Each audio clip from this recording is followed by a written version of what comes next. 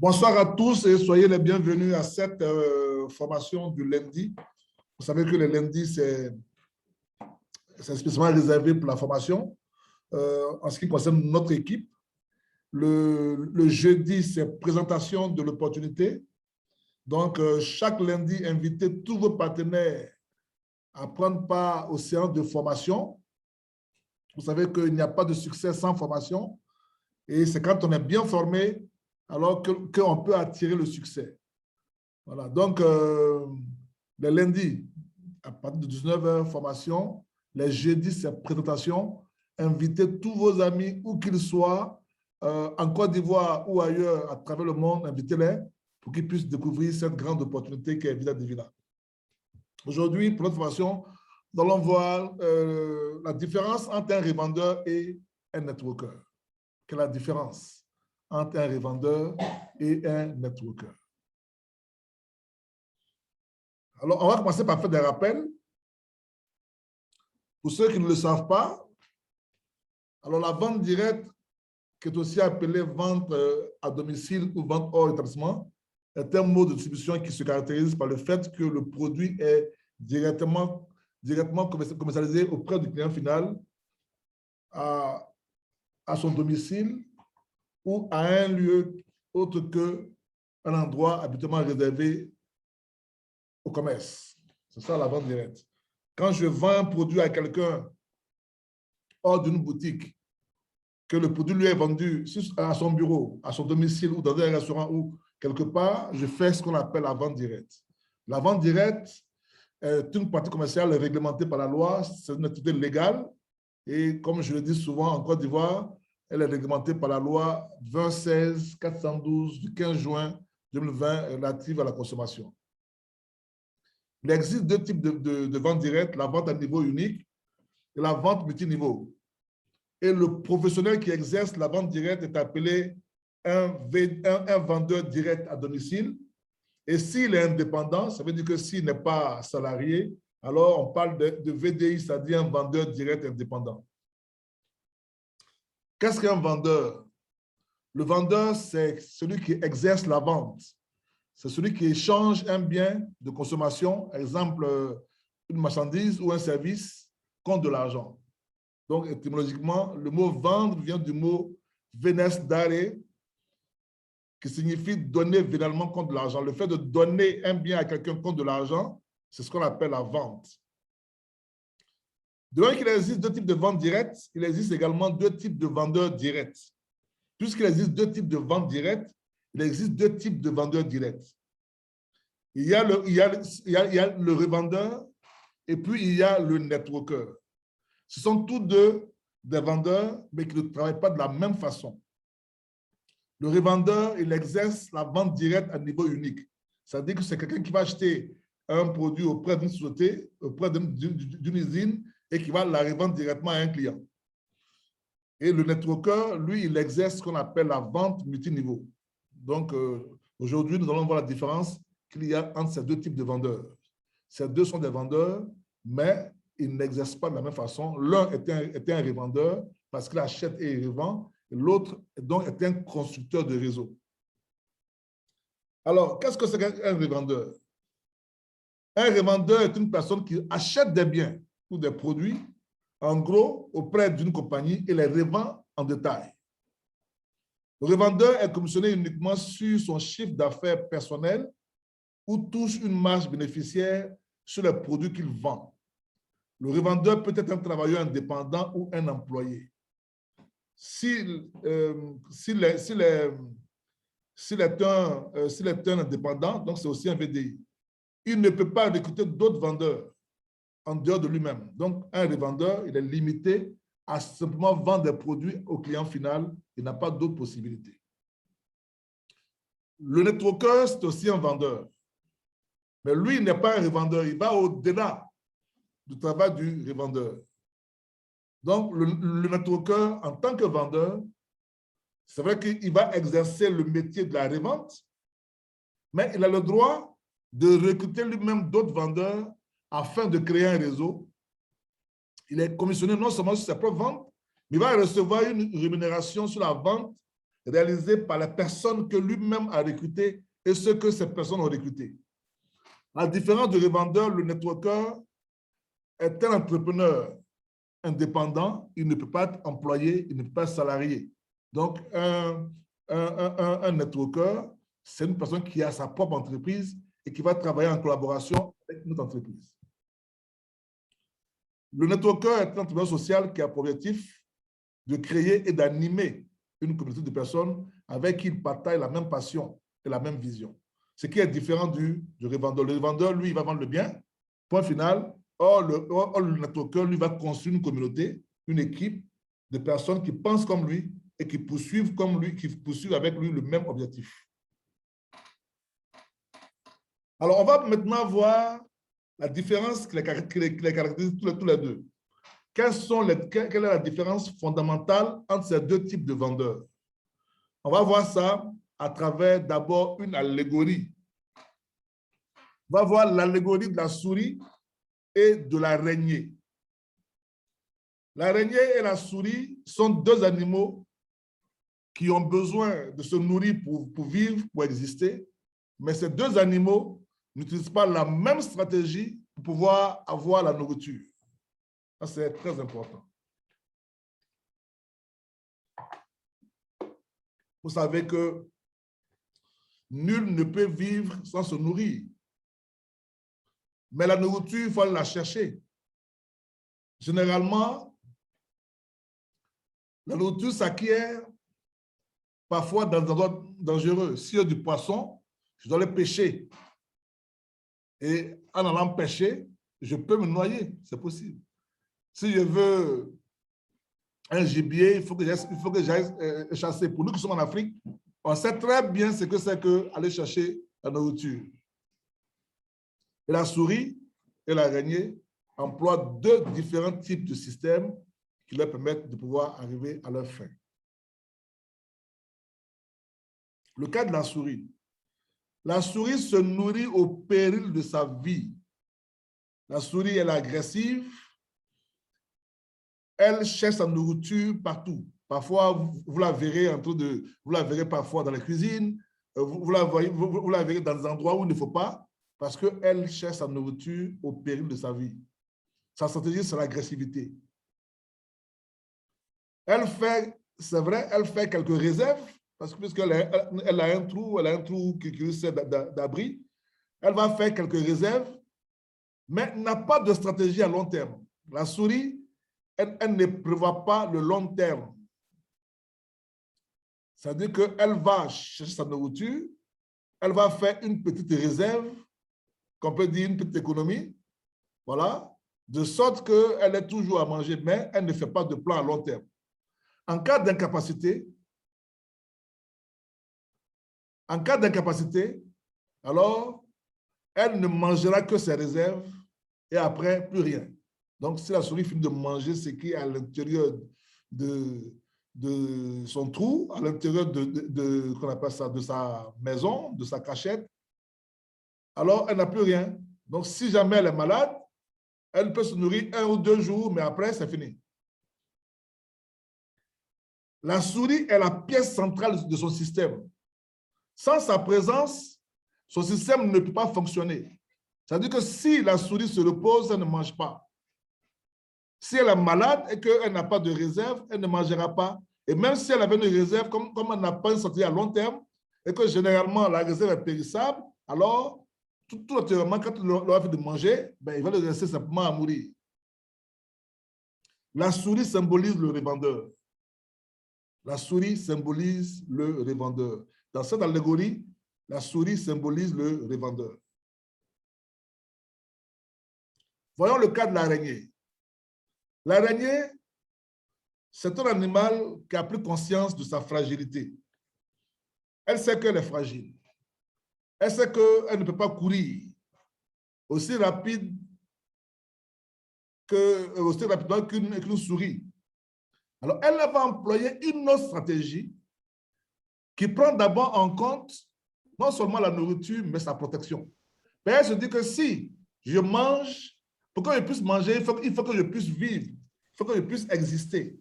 Il faut que ma stratégie puisse prolonger, j'allais dire, mon existence. Donc, l'araignée elle va tisser une toile. Elle va construire un filet. Et c'est ce filet-là qui va se servir et de moyens de protection et de moyens de chasse pour pouvoir avoir la nourriture. Qu'elle soit en état de capacité, parlant de l'araignée, qu'elle soit en état de capacité ou pas, sa toile continuera de la protéger et de lui assurer la nourriture. Ça, c'est vraiment extraordinaire. C'est-à-dire que la souris, qu'elle soit malade ou pas, alors sa toile continuera de lui donner la nourriture, de lui assurer la nourriture.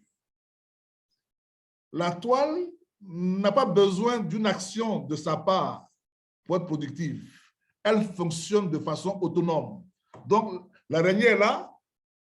Dès qu'une proie rentre, n'est-ce pas, dans sa toile, ben, elle va la prendre et elle la mange.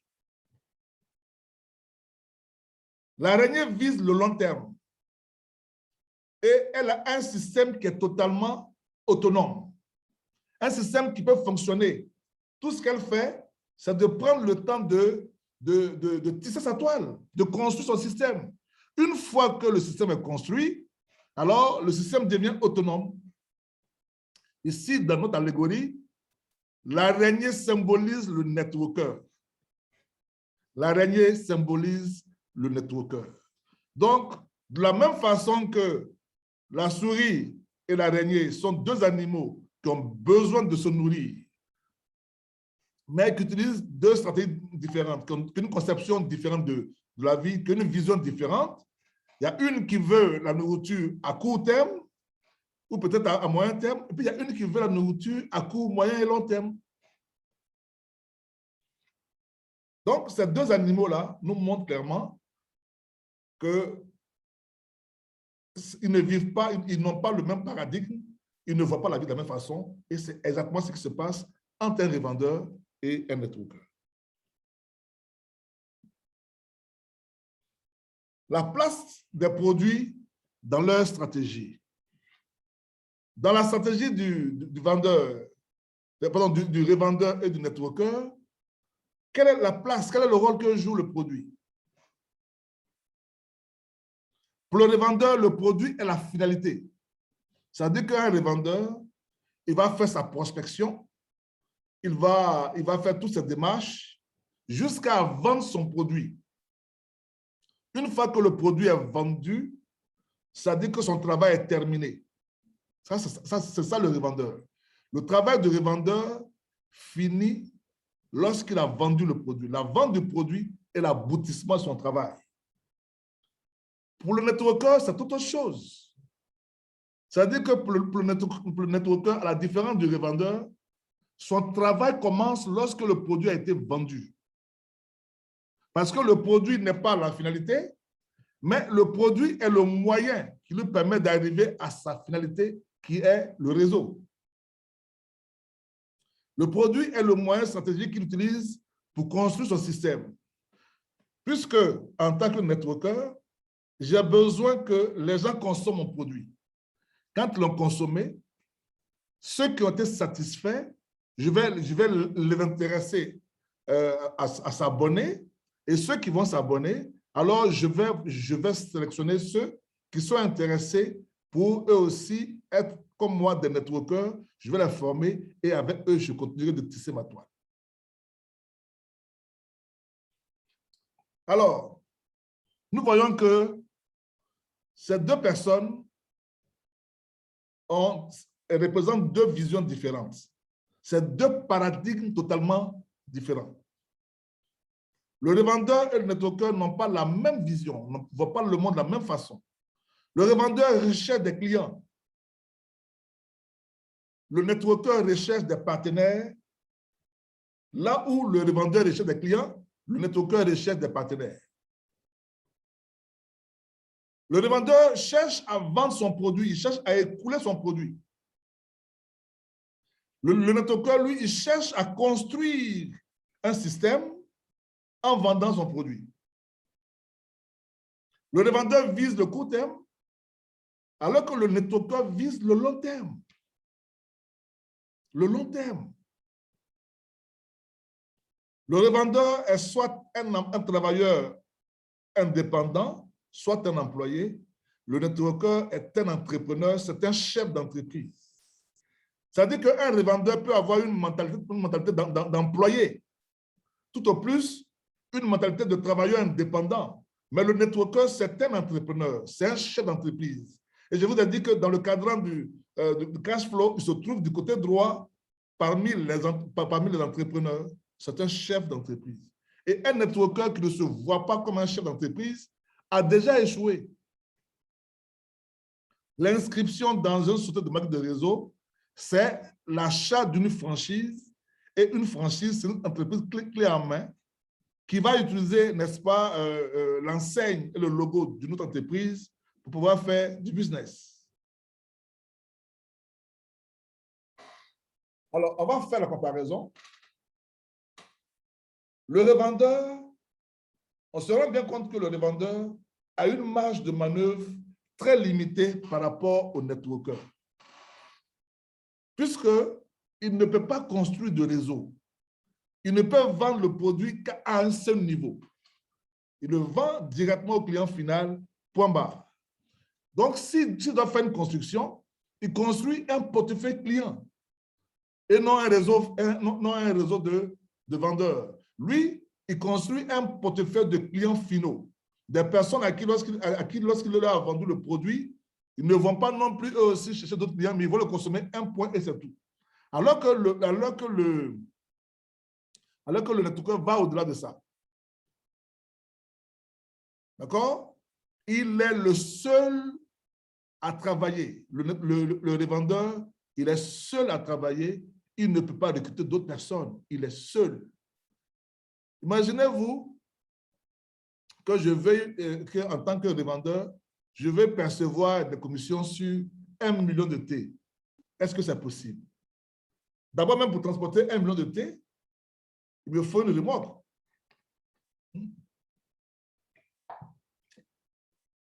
En combien de temps, en tant que revendeur, je peux vendre 1 million de thé? Si on considère que ma moyenne de vente est de 5 thé par jour, imaginez en combien de jours, ou en combien de mois, ou en combien d'années, je vais écouler, c'est 1 million de thé. Alors que le networker, lui, même en se limitant à sa propre vente, peut posséder un réseau qui va lui donner les commissions sur la vente d'1 million de thé. C'est vraiment de la magie. C'est vraiment génial. Quels que soient les efforts du revendeur, le nombre de clients qu'il possède, il ne peut vendre qu'à un seul niveau, au client final. Sans sa présence, son affaire ne peut pas tourner. C'est-à-dire qu'il ne doit pas être malade, il doit toujours être là. S'il n'est pas là, il ne mange pas. S'il ne travaille pas, il ne mange pas. S'il arrête de travailler, il ne gagne pas d'argent. Il ne peut pas aller en vacances. Il n'a pas de système.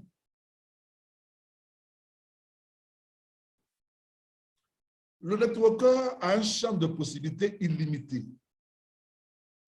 Il construit un réseau de vendeurs et non de simples clients. Ça veut dire que chaque personne à qui il vend le produit et qui décide de devenir un networker devient lui-même aussi un vendeur. Il était au début un client, mais il est devenu un vendeur.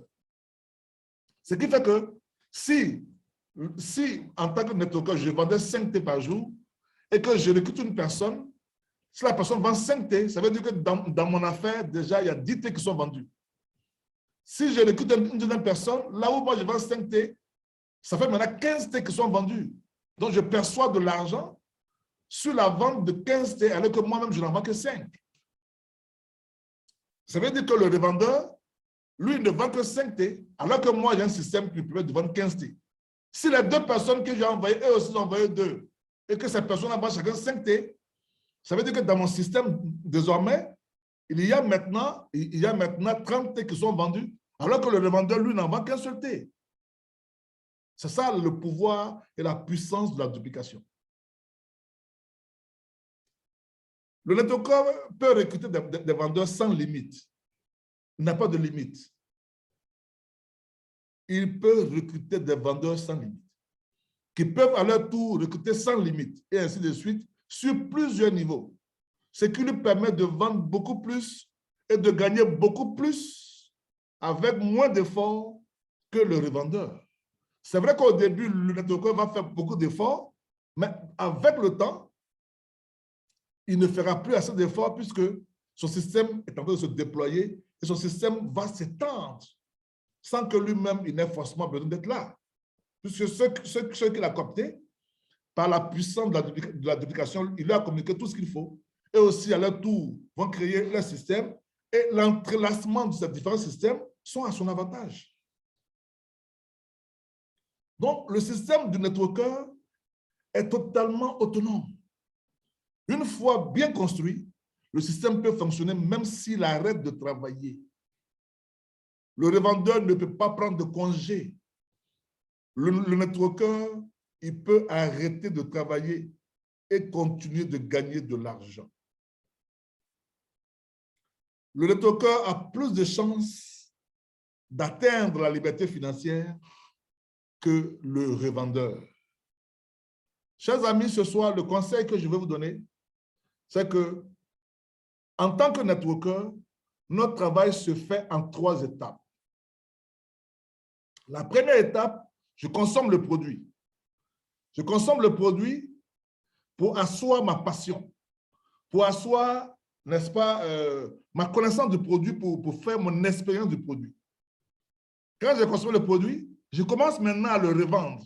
Je commence à me comporter comme un revendeur. Et quand je revends mon produit, je vais sélectionner les personnes qui ont été satisfaites par la consommation de mon produit. À ces personnes-là, je vais leur proposer de s'abonner. Quand ils sont abonnés, je vais encore sélectionner les personnes abonnées et entre eux-là, je vais sélectionner ceux qui ont le désir de faire comme moi. Je vais les former et eux aussi, à leur tour, vont faire la même chose et mon réseau se construit. On fait un travail qui est merveilleux. C'est un travail qui ne se limite pas à la simple vente parce que nous, on va au-delà de la vente. Le vendeur, il court 1 km, le revendeur court 1 km. Nous, on choisit de courir 2 km. Quand lui, il vend, il a fini. Alors que nous, quand on a fini de vendre le produit, c'est à ce moment-là que notre travail commence parce qu'on va chercher à s'assurer que le client a consommé le produit, que le client est satisfait du produit qu'il a consommé. On va lui proposer donc de devenir un partenaire d'affaires et il va lui aussi être une personne qui va étendre notre réseau de façon autonome. Voilà le travail que nous faisons, un travail extraordinaire. Nous vendons, c'est vrai, des produits, mais nous ne nous limitons pas à la simple revente du produit. Nous utilisons la revente du produit pour construire un système. Parce que notre but, c'est d'atteindre la liberté financière. Je vous remercie d'avoir pris de votre temps pour participer à cette formation. Et si vous avez des questions, je me tiens à votre disposition, chers amis. Lead with love. Questions?